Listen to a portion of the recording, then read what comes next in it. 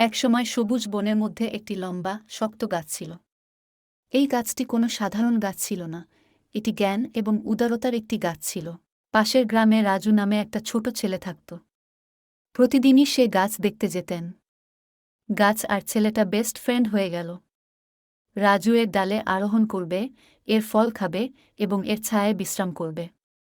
গাছটি রাজুকে দেখে সর্বদা খুশি ছিল এবং তাদের একসাথে সময় উপভোগ করেছিল।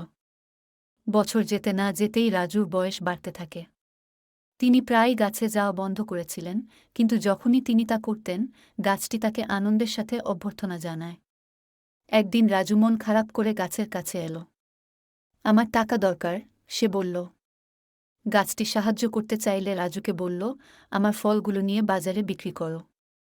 রাজু তাই করল ও খুশি হল। বহু বছর পর রাজু আবার ফিরে এলেন, এবার মানুষ হিসেবে। তার একটা ঘর দরকার ছিল। গাছটি পুরানো এবং ক্লান্ত হলেও বলল, আমার ডাল কেটে তোমার ঘর তৈরি করো। রাজু তাই করল এবং সে সন্তুষ্ট হল। অনেক বছর পর ক্লান্ত ও জীর্ণ হয়ে ফিরে এলেন এক বয়স্ক রাজু। গাছটি এখন শুধু একটি স্তূপ, বলল, তোমাকে দেবার মতো আমার আর কিছুই নেই। কিন্তু রাজু উত্তর দিল, আমার শুধু বিশ্রামের জায়গা দরকার। গাছটি তার অবশিষ্ট শক্তি নিয়ে বলল, আমার স্টাম্পে বসে বিশ্রাম নিন, আমার বন্ধু। আর রাজু শান্তি খুঁজেছে।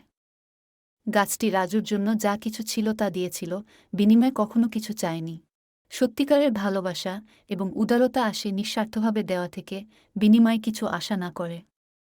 অন্যকে খুশি করার মধ্যেই প্রকৃত সুখ নিহিত।